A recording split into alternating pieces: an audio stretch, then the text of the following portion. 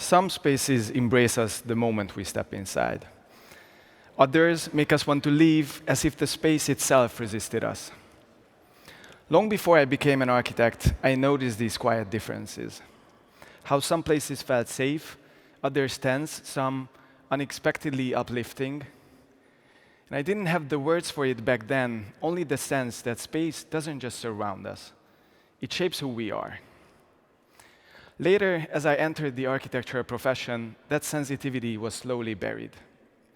Buried beneath deadlines, regulations, and the culture that prized how things looked over how they felt. But I never stopped wondering, why do some places create a sense of calm or vitality? And why do others leave us anxious or uneasy, making us retreat without even knowing why? I'm sure each of you has had moments where space lifted you, filled you with wonder, inspiration, or even awe. Or moments of comfort, sitting in a quiet coffee shop on a warm afternoon, feeling perfectly at ease. And I'm sure you felt the opposite too, walking a little faster through a narrow alleyway, a tight corridor, or a street that felt somehow intimidating. Even when nothing obvious threatened you, you simply knew you didn't want to linger. Some spaces unsettle us even more deeply. Hospitals, government offices, places that echo, glare, and push us away without a word. Places that feel indifferent or even hostile to our presence. We tend to think of these reactions as background noise, as minor, fleeting impressions, but they're anything but minor. They are how architecture imprints itself on our behaviors, our decisions, and even our memories. Today, both science and philosophy converge on this realization that most of what we feel and experience is guided by processes beyond our conscious mind. The environments we inhabit reach us long before thought ever catches up. Or, as neuroscientist Jill Bolte Taylor famously put it, most of us think of ourselves as thinking creatures that feel, but we are actually feeling creatures that think. Modern neuroscience supports this deeply. It's estimated that only about 5% of the sensory information we receive is processed consciously, and the other 95% shapes our emotions and our overall experiences without us even realizing it. In other words, before we think a space, we already feel it. In 2019, during Milan Design Week, I stepped into an installation called A Space for Being. Created by Google, Johns Hopkins University, Muto, and the architecture studio Ready Made, it invited visitors to explore 3 carefully crafted rooms, each with distinct colors, shapes, acoustics, while wearing biometric sensors tracking their unconscious physiological reactions. Afterwards, each person received a personalized map showing how their body had responded to each space. And what was interesting is that in many cases, what people thought they felt didn't match what their body actually registered. There was a quiet, invisible dialogue between body and space happening below the threshold of conscious awareness. And for me, it wasn't just this beautiful idea, but it was truly a turning point. Not only did it give language to something I had long sensed, but it pointed to a whole new way of thinking about architecture, not as something we merely see, but something we feel. Eager to learn more, I moved to New York and joined Ready Made, the studio behind this installation, working on projects shaped by their motto, "Form follows feeling." It was a truly formative period and experience, one that deepened my belief that architecture could and should engage the full spectrum of human emotion. But I also realized that framing the right questions wasn't enough for me. I wanted to explore the mechanisms behind these spatial effects, to move beyond intuition and storytelling, and start developing tools for a more systematic understanding of architectural experience. That realization led me back to Budapest, where I co-founded my studio and began my doctoral research into neuroarchitecture. For me, neuroarchitecture means understanding the built environment not just as a backdrop to our everyday lives, but as an active participant in shaping how we feel, act, and connect. Today, we have fields that approach spatial experience from complementary angles, offering tools that architecture has never fully integrated. Cognitive neuroscience offers third-person empirical insights into how our bodies unconsciously react to spaces, using tools like mobile brain imaging, heart rate variability tracking, or skin conductance measurements, just to name a few.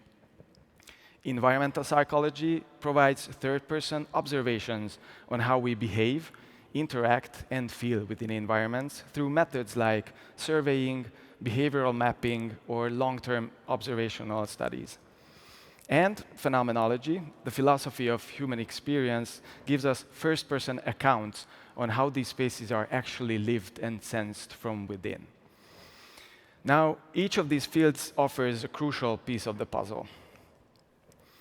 From cognitive neuroscience, we know that perception is never passive. Through a process called embodied simulation, our brain doesn't just register a space from a distance, it internally recreates it. When you see a curved, sheltering wall, your brain and body simulate what it would feel like to lean into it. When you stand in a soaring cathedral, your posture subtly mirrors that verticality. In other words, spaces move through us just as much as we move through them. Environmental psychology shows us that humans instinctively seek spaces that offer both prospect and refuge. We feel most at ease where we can see without being too exposed, where we have open views, but also a sense of shelter. Think of how inviting a cozy reading nook by a big window feels, or why an open plaza with no shade or shelter could often make us anxious. And phenomenology reminds us that spaces are not just containers for activities, they have atmospheres, felt moods that hover between the built world and our inner states. A hidden bar steeped in intimacy, a marketplace buzzing with life. These atmospheres are not something we invent in our minds. They're co-created by the space and our presence in it. Understanding these dynamics is one thing, though, but how do we actually weave them into real spaces? At our studio, we've begun translating these ideas into practice. One example is a small, intimate restaurant in downtown Budapest where we set out to design not just for the eye, but for the whole human being. From the beginning, we approached the design through multisensory thinking, recognizing that the experience of a space isn't stitched together by sight alone. It is an interplay between sounds, textures, acoustics, and even the way our bodies feel held or exposed within that space. We charred the wooden elements to release a subtle, smoky aroma into the room, a scent that lingers in the background, activating the olfactory system and thus anchoring the visitors in the experience. We designed the spatial forms with rounded, sheltering curves that the nervous system picks up the absence of hard corners and threats long before the mind does, making the space welcome you without asking for your attention. Even the flooring carries meaning. We laid down wooden blocks in a pattern that subtly echoes the old concrete pavers found throughout the neighborhood. A small detail, but one that tethers the interior to the world outside, quietly reinforcing a sense of place and belonging. None of these gestures are loud, none demand attention, but together they create a space that works intuitively with the body and mind, offering a kind of silent hospitality. But this space was just the beginning, a single room in a single city shaped by a different way of listening to space. Think about, how it would be if we expanded this thinking to hospitals, schools, or even entire neighborhoods or cities. In hospitals, we already know that something as simple as having a window facing a garden can significantly accelerate recovery times. Now, imagine designing whole healthcare spaces that not only offer views, but weave light, textures, sounds, and even the rhythm of movement to actively support healing. In education, studies show that students in classrooms with enough natural light, well-tuned acoustics, and flexible layouts perform better on cognitive tasks, stay focused longer, and experience lower stress levels. Even in public spaces, parks, plazas, transit hubs, the difference between feeling trust or feeling threat often comes down to how shelter, visibility, and sensory comfort are being balanced. Now, look, neuroarchitecture won't hand us ready-made answers. It won't tell us the perfect material for every wall or the exact color for every room. What it offers is a different way of thinking about architecture, not as something we impose on the world, but something we shape through listening, sensing, and understanding.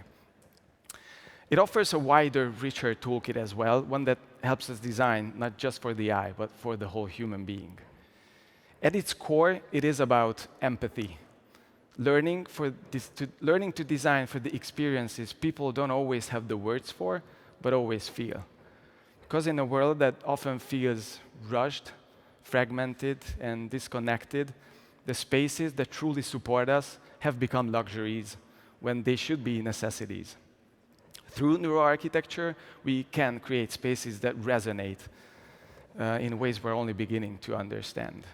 And if we meet this opportunity with care and empathy, then architecture can once again become what it was always meant to be, a way to build not just shelter, but belonging. Thank you.